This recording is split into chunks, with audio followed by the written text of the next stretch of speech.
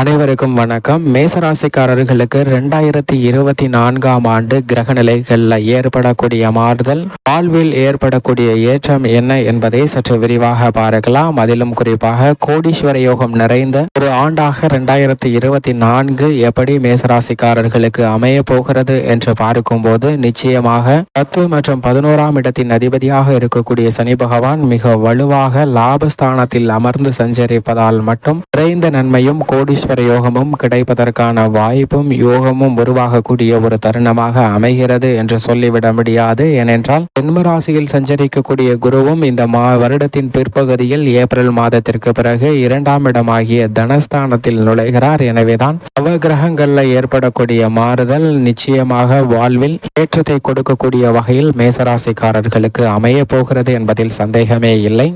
2024ஆம் வருடத்தில் கிரகநிலைகளின் அமைப்பை ஆராய்ந்து பார்க்கும்போது, கிரகநிலைகள் ஏற்படக்கூடிய மாறுதல் வாழ்வில் முன்னேற்றத்தையும் ஏற்றத்தையும் கொடுக்கக்கூடிய வகையில் பல்வேறு விஷயங்கள் அமைகிறது. அதிலும் குறிப்பாக கிரகநிலைகளில் நிகழக்கூடிய முக்கியமான கிரக மாறுதல்கள் என்னவென்று பார்க்கும்போது, மிக வலிமை வாய்ந்த தோஷமற்ற முழு சுப கிரகமாக இருக்கக்கூடிய குரு ஏப்ரல் மாதம் முதல் பயிற்சி அடைய போகிறாருங்க.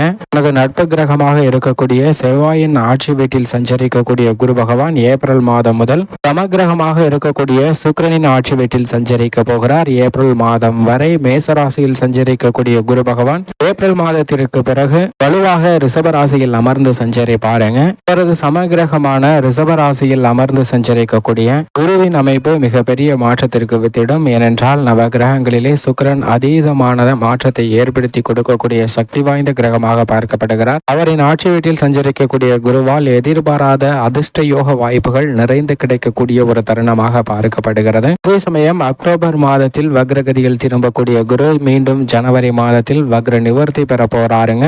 இது குருவினுடைய நிலையில் ஏற்படக்கூடிய மாறுதலாக பார்க்கப்படுகிறது. சனியினுடைய அமைப்பை பொறுத்தவரைக்கும் மிக வலிமையாக தனது சொந்த ராசியான கும்பராசியில் ஆட்சி பலம் பெற்று சஞ்சரிக்கிறாருங்க. கும்பத்தில் சனி சஞ்சரிக்கும் போது குடகுடமாக பல நன்மைகளை கொடுக்கக்கூடிய வாய்ப்பும் யோகமும் நிறைந்து கிடைக்கக்கூடிய தருணமாக பார்க்கப்படுகிறது என்பது பழமொழி. அதிலும் தற்போது முழு ஆட்சி பலம் பெற்று சஞ்சரிக்கக்கூடிய சனி பகவான் ஏப்ரல் குரு பயிற்சி நடைபெறக்கூடிய தருணத்தில் ஜூன் மாதத்தில் இருந்து வக்ரகதியில் திரும்புகிறாருங்க. நவம்பர் மாதம் வரை வக்ரகதியில் சஞ்சரிப்பார். அதற்கு பிறகு வக்ர நிவர்த்தி பெற்று ஆட்சி பலம் பெற்று சஞ்சரிப்பாருங்க. இருந்தாலும் இந்த வருடம் முழுவதுமே கும்பராசியில் அமர்ந்து நேர்கதியிலும் வக்ரகதியிலும் சஞ்சரிக்க போகிறார் சனி. சனியின் அமைப்பு முழு ஆட்சி பலம் பெற்றிருப்பதால் பல்வேறு வகையில பொருளாதார ரீதியான முன்னேற்ற வாய்ப்புகளும் தடையாக உள்ள காரியங்கள் விலகி நல்ல முன்னேற்றம் பெறுவதற்கான வாய்ப்பை நிச்சயமாக உறுதிப்படுத்துகிறார் ஆட்சி பலம் பெற்ற சனி பகவான். அது மட்டுமல்லாது குரு பார்க்கின் கோடி நன்மை என்பார்கள். இந்த வருடத்தின் பிற்பகுதியில் குருவின் சுப பார்வை மிக அதீதமாக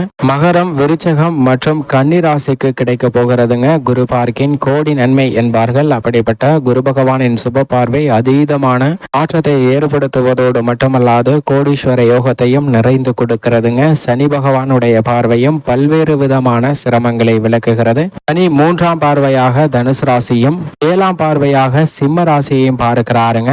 10ஆம் பார்வையாக ரிஷப ராசியை பார்க்கிறார். சனியினுடைய பார்வை காரணமாக பல சிரமங்கள் நிச்சயமாக குறைவதற்கான வாய்ப்பும் யோகமும் நிறைந்த ஒரு ஆண்டாக 2024 அமைய போகிறது. இந்த வருடத்தில் முக்கியமான ராகு கேதுவின் கிரக அமைப்பை பொறுத்தவரைக்கும் ராகு மற்றும் கேதுவின் அமைப்பில் எந்த விதமான மாற்றமும் இல்லை. ராகு முழு பலத்துடன் இந்த வருடம் முழுவதுமே மீன ராசியில் சஞ்சரிக்க போகிறாருங்க. மோட்சக்காரகரான கேது கன்னி ராசியில் வீற்றிருக்க போகிறார். இந்த 2 கிரக நிலைகளும் 2025ஆம் ஆண்டு ஏப்ரல் மாதத்தில் தான் பயிற்சியை சந்திக்க போகின்றன. எனவே இந்த வருடம் முழுவதும் பல்வேறு விதமான மாற்றத்தை ஏற்படுத்தி கொடுக்கக்கூடிய ஒரு வலுவான அமைப்பில் தான் ராகு மீன ராசியிலும் மோட்சக்காரகரான கேது கன்னி ராசியிலும் சஞ்சரிக்க போகிறார். செவ்வாயின் அமைப்பை பொறுத்தவரைக்கும் வருடத்தின் துவக்கத்தில் தனுசு ராசியிலும், அதற்கு பிறகு மகரம், கும்பம், மீனம், மேஷம் மற்றும் ரிஷபம், மிதுனம் ஆகிய ராசிகள்ல சஞ்சரிக்க போகிறாருங்க. இந்த வருடம் முழுவதும் பல்வேறு இடங்கள்ல மாறி மாறி சஞ்சரிக்கக்கூடிய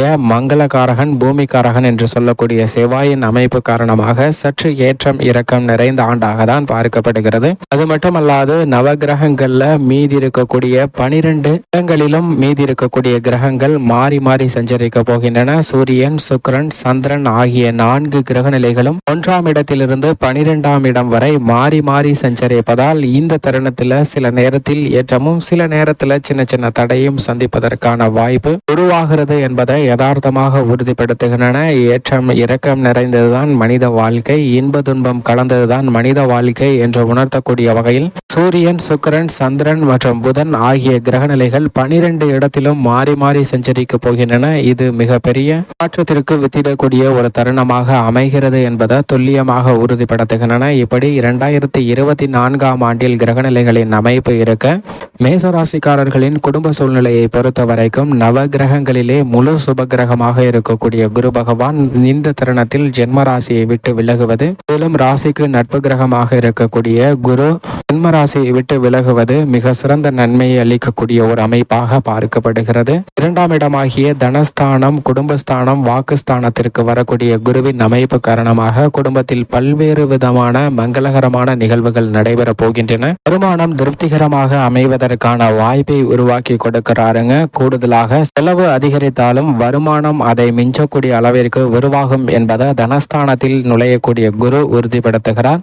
இந்த தருணத்தில் உங்களுடைய பிள்ளைகள் தன்னிச்சையாக செயல்படுவது மட்டுமல்லாது பல விஷயங்களை அவர்கள் சாதித்து காட்டுவதற்கான வாய்ப்பும் உருவாகிறது. இருந்தாலும் சற்று விழிப்புணர்வுடன் இருங்க. பல்வேறு விஷயங்கள்ல பயணம், அலைச்சல் போன்றவை தவிர்க்கக்கூடிய ஒரு தருணமாக பார்க்கப்படுகிறது. இந்த தருணத்தில் பங்குச்சந்தை, வியாபாரம் உள்ளிட்ட பணிகள்ல தைரியமும் தன்னம்பிக்கையும் அதிகமாக இருக்கக்கூடிய ஒரு தருணமாக பார்க்கப்படுகிறது. தைரியம் குறையாமல், தன்னம்பிக்கை குறையாமல் ஈடுபடக்கூடிய அனைத்து காரியங்களிலும் நிறைந்த வெற்றியும் முன்னேற்றமும் கொடுக்கக்கூடிய ஆண்டாக 2024 குருவின் அமைப்பு காரணமாக நிறைந்து கிடைக்கக்கூடிய ஒரு வாய்ப்பு மிக அபரிவிதமாக இருக்கிறது. அதிலும் குரு பகவான் 2ஆம் இடமாகிய தனஸ்தானத்திற்கு சென்றதிலிருந்து அனைத்து விதமான பணிகளிலும் நிறைந்த நன்மையும் முன்னேற்றமும் உங்களுக்கு நிறைந்து கிடைக்கக்கூடிய ஒரு அமைப்பு மிக அபரிவிதமாக உருவாகிறது.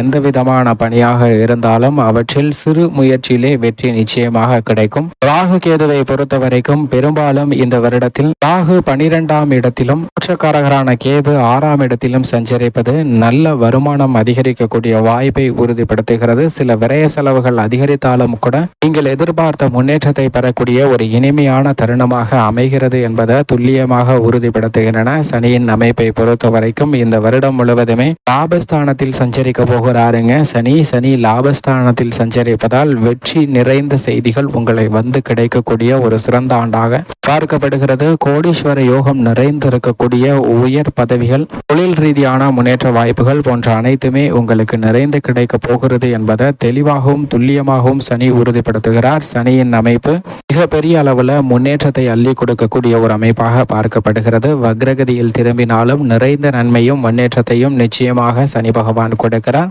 அது மட்டுமல்லாது சனி பகவானுடைய பார்வை காரணமாகவும் பல்வேறு விதமான நன்மைகள் நிறைந்து கிடைப்பதற்கான வாய்ப்பு இந்த தருணத்தில் உருவாகிறது. சனி 4, 7 மற்றும் 12 ஆகிய இடங்களை பார்க்கிறாருங்க மேசராசிக்காரர்களுக்கு. இதன் காரணமாக பல்வேறு விதமான தொந்தரவுகள் விலகக்கூடிய ஒரு தருணமாக பார்க்கப்படுகிறது. அது மட்டுமல்லாது குரு பகவான் இந்த தருணத்தில் 6, 8, 10 ஆகிய இடங்களை மிக அபரிவிதமாக பார்க்க போகிறார். இதன் காரணமாக கடன் தொல்லை, அஷ்டம பாதிப்புகள் போன்றவை விலகும். தொழில் ரீதியாக நல்ல முன்னேற்றம் நிறைந்து கிடைக்கும். இந்த வருடம் முழுவதுமே ராசியின் அதிபதி நல்ல வாய்ப்புகளை கொடுக்கக்கூடிய வலுவான அமைப்பில் சஞ்சரிக்கிறாருங்க. எனவே திருமணம் உள்ளிட்ட பல்வேறு விதமான சுப நிகழ்வுகள் நினைத்தபடியே சிறப்பாக நடைபெறும். புதிய நிலம், வீடு, வாகனம் வாங்குவதற்கான அதிர்ஷ்ட யோகம் நிறைந்த ஒரு ஆண்டாக பார்க்கப்படுகிறது. மற்ற கிரகநிலைகள் மாறி மாறி சஞ்சரிப்பதால் சில நேரங்கள்ல இன்பமும் சில நேரங்கள்ல துன்பமும் இருப்பதற்கான வாய்ப்பு உள்ளது என்பதுதான் யதார்த்தமான உண்மையாகவும் பார்க்கப்படுகிறது. அதே சமயம் இந்த கிரகநிலைகளில் ஏற்படக்கூடிய மாறுதல் மேசராசிக்காரர்களுடைய வாழ்வில் ஏற்றமாக அமைகிறது என்பதுதான் 2024ஆம் ஆண்டில் மிக சிறந்த வாய்ப்பாக பார்க்கப்படுகிறது. மேலும் இந்த தருணத்தை மிக சிறந்த தருணமாக 2024ஐ மாற்றிக்கொள்வதற்கு நிச்சயமாக வாரத்தில் ஏதேனும் ஒரு நாள் விரதம் இருந்து அருகாமையில் உள்ள நவகிரக சன்னதி சென்று வழிபாடு செய்யுங்கள். நிறைந்த நன்மையும் முன்னேற்றமும் நிச்சயமாக கிடைக்கும்.